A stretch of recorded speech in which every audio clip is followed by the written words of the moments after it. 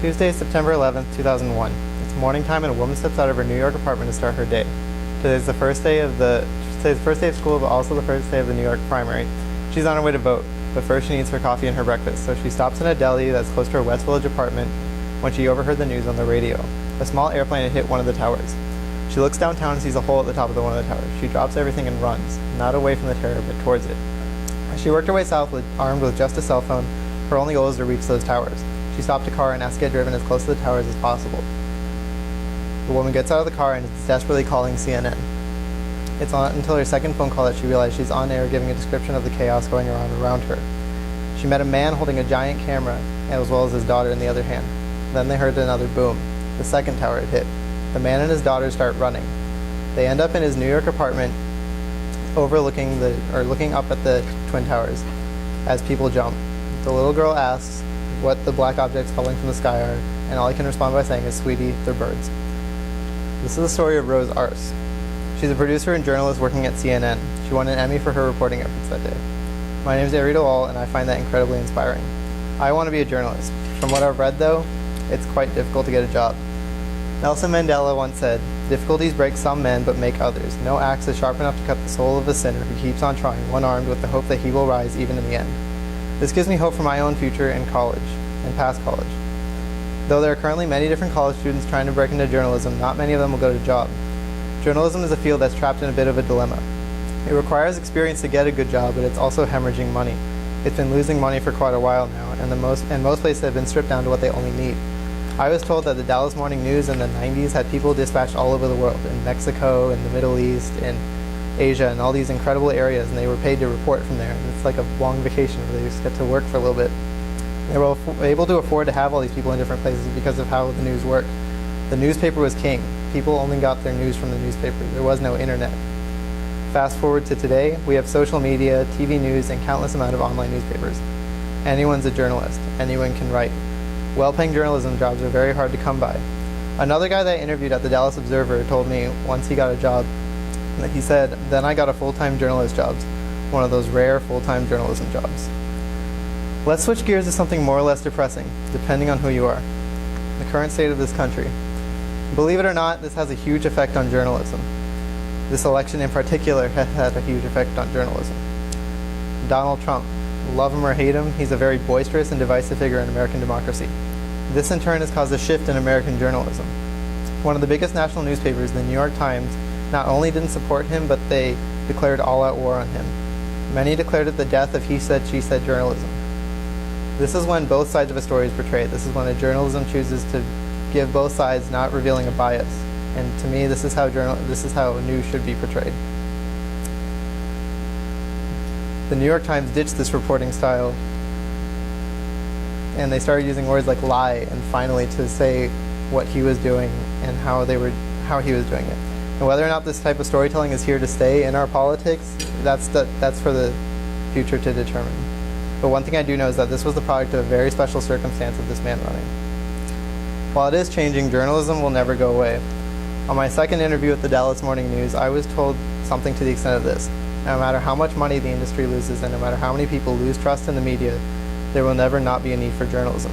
Journalism holds a special place in society. It's how people learn about their news, without it being skewed by those who want the facts changed. It provides a middleman between the source and the people.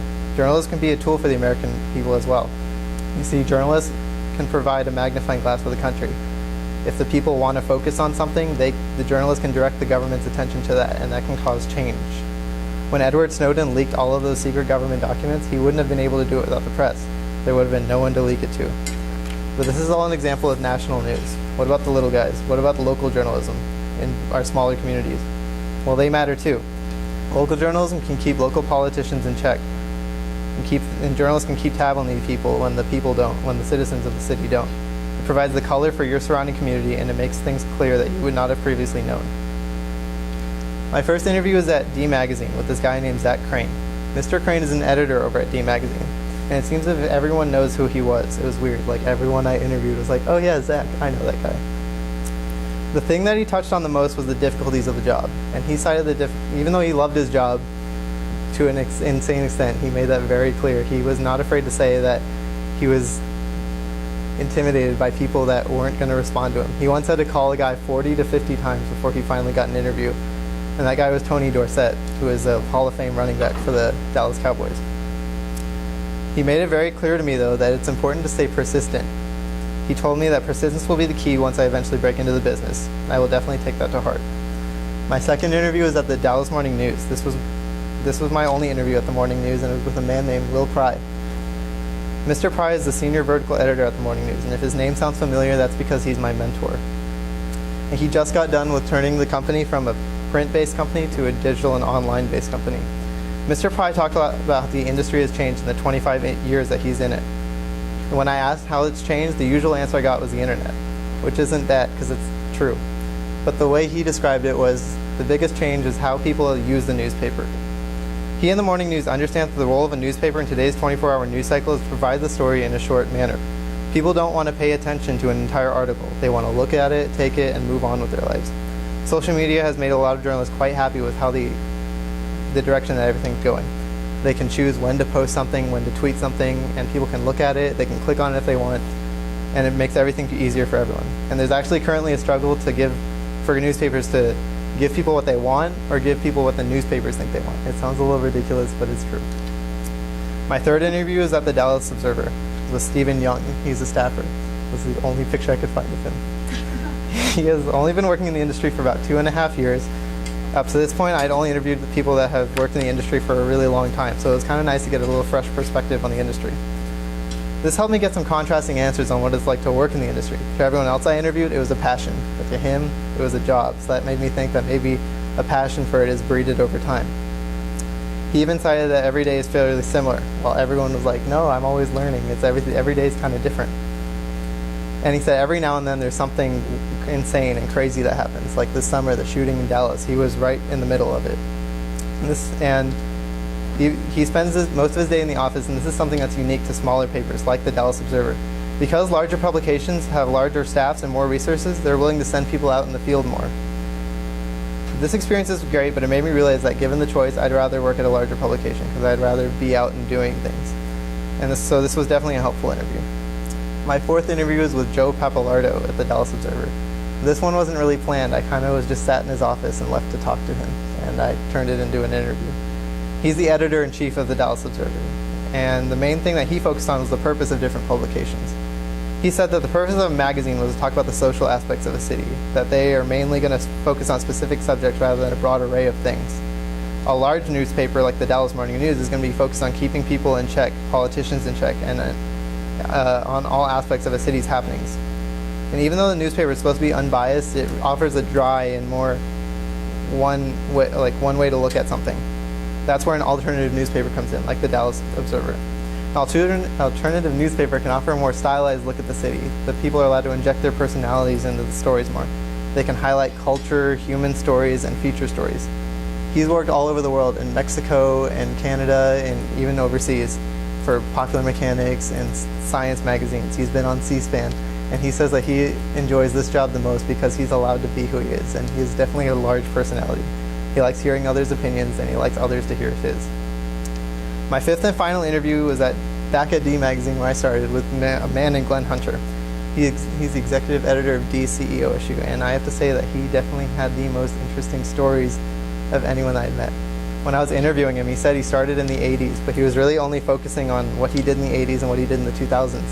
So I was really intrigued what he did in the 90s. So I kept pushing and kind of like seeing if he would tell me when he finally broke, and told me that he worked at Hustler magazine in the 90s, which, if you don't know what that is, it's an adult magazine, and it was under the reign of Larry Flynt. And Larry Flynt is this very notorious guy, and he's known for owning Hustler magazine. He's known for being in all these court battles. In the 70s, there was an assassination attempt on his life, which left him paralyzed from the waist down. So he worked for this guy, and that's kind of where my interest shifted in this, because I wanted to know more about that. So that's a lot of what this was focused on. And the guy even had a movie made about him called The People versus Larry Flynt. So he says that he's never wanted to have a boss like that ever again in his life, but he's glad he had that experience because it gave him some perspective on how good people are. So we talked a lot about the kind of work he did there and what it was like to work under someone so notorious around the world. Eventually he stopped working for him because they got in a huge argument one day, and he stormed out of his office saying quit.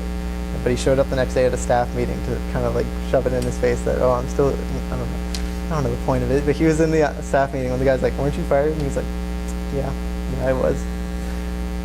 All the research that I've done on this subject has been wildly interesting, and only a little bit of it's been discouraging, which is, I'm going to take that as a good sign. So I'm only more excited to continue study this wonderful and this necessary topic. Thank you.